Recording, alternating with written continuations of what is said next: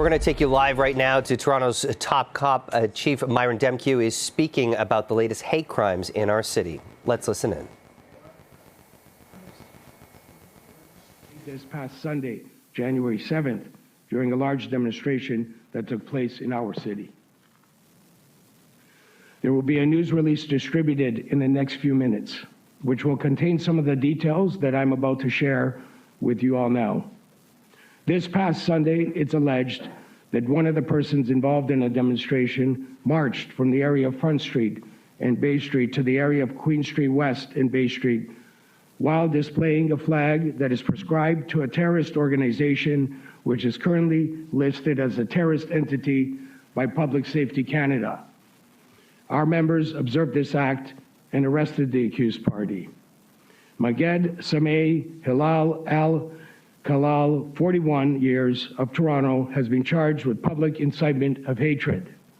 This investigation is being treated as a suspected hate-motivated offense. Hate propaganda charges such as public incitement of hatred are unique and complex, as the law requires a very high threshold to lay charges under these provisions. This is an unprecedented charge. The Toronto Police Service Hate Crime Unit will continue to work closely with the Ministry of the Attorney General's Office in all hate-related matters, including this case. Madam Chair, while I would very much like to show the board and those watching online today the terrorist symbolism that resulted in the arrest I just spoke about, I will not be complicit in providing a platform to both acknowledge or promote the hateful ideology that accompanies terrorists or terrorist activity. I would now like to provide some statistics that would shed some light on the concerning hate crime trends taking place in our city.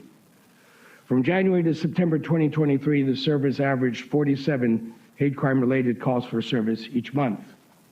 From October to December 2023, that average increased to 190 hate-related calls each month. There is some good news in these statistics, though, because hate crime calls for service in December showed a 48% decrease when compared to November.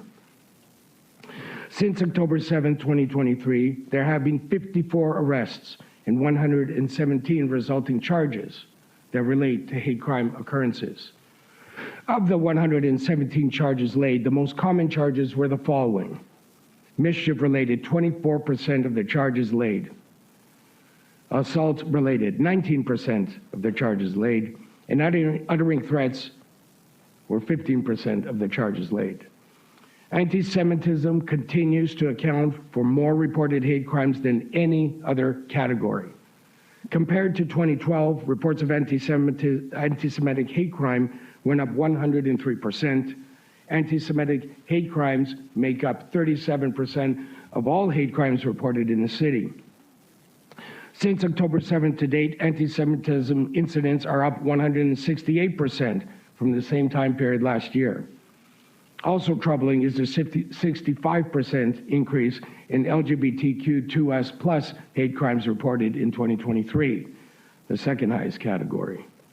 And the increase of 23 more anti-Muslim, anti-Palestinian, anti-Arab reported compared to the 12 reported the year prior, with the majority of them coming to our attention after October 7th. We continue to see a spike in hate-related graffiti. Last month, I reported that on November 8th, we established a new hate graffiti web form available for the public to access 24/7. To date, we have received 145 web submissions from people using the hate graffiti web form. I will say this once again, and as many times as necessary: violence and hate will not be tolerated. The service in our hate crime unit will continue to pursue incidents of hate-motivated behavior aggressively. We'll continue to stand with our communities as long as we need, as we maintain our increased presence for the safety and comfort of all. Members of the board, I can tell you that when I visit divisions and units in my duties across the city, there is an ever-present concern for the state of the service's 2024 budget. With yesterday's news, I can tell you that this concern has reached a new level. As we know, the city wants to cut $12.6 million from the budget of our board, that our board here approved. As I've said, costs cannot be further reduced without taking unacceptable risks. Otherwise, the service will have no prospect of delivering adequate and effective policing services as required in legislation. Despite this new pressure put on our members, they continue to do phenomenal work during these unprecedented times, even as our resources are strained more than ever. I once again want to thank our members for their commitment to keeping our community safe and for the extraordinary work they do each and every day, often under very challenging and increasingly volatile circumstances. In closing, I want to reiterate that we will be with our communities for as long as it takes to return the sense of safety and security that people deserve in our city. I would also like to take this opportunity to wish all members of the service, their families, along with members of our board and your families, and everyone who lives, works, plays, and prays in our great city, Toronto, a happy and healthy 2024. Thank you, Madam Chair.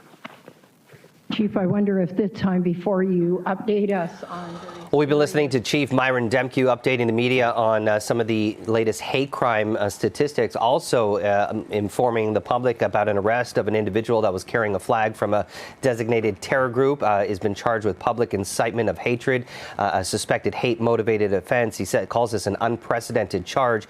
He goes on to say that right now they're dealing with an average of an increase of 190 hate-related calls since October 7th. There's been 54 arrests, 117 charges laid. The most common charge was mischief at 24%, 19% assaults, uttering threats at 15%, and also, goes on to say that anti-Semitism accounts for more hate crimes than any other hate group, and continues to deal with a spike in hate-related graffiti. There was about 145 submissions through the city's web form, and also went on to talk about some of the cuts to the police budget, saying the city wants to cut $12.6 million. That costs cannot be reduced without taking unacceptable risks.